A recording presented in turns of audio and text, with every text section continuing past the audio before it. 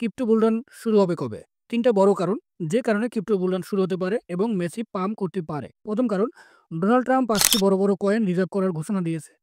কি coin? Bitcoin, Ethereum, Cardano, XRP এবং Solana. দ্বিতীয় যে কারণ সেটা হলো মার্চ মাসে বড় ২টা ইভেন্ট হতে পারে। ফার্স্ট যে ইভেন্টটা হতে পারে সেটা হলো ৭ই মার্চ হোয়াইট হাউসে প্রথমবারের মতো ক্রিপ্টো সমিট হতে চলেছে, যা হিস্টোরিক্যালি একটা বড় মোমেন্ট তৈরি হতে পারে।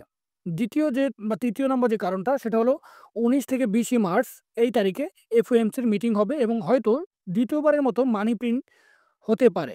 যদি দ্বিতীয়বারের মতো মানি প্রিন্টিং শুরু হয়ে যায় তাহলে ডাইরেক্টলি অথবা ইনডাইরেক্টলি ক্রিপ্টো মার্কেটে বড় একটা ভালো মোমেন্ট হতে পারে বলে আমি আশা করি এবং হিস্টোরিক্যালি আমরা মেসি বুলরান শুরু হতে দেখতে পারি ইনশাআল্লাহ।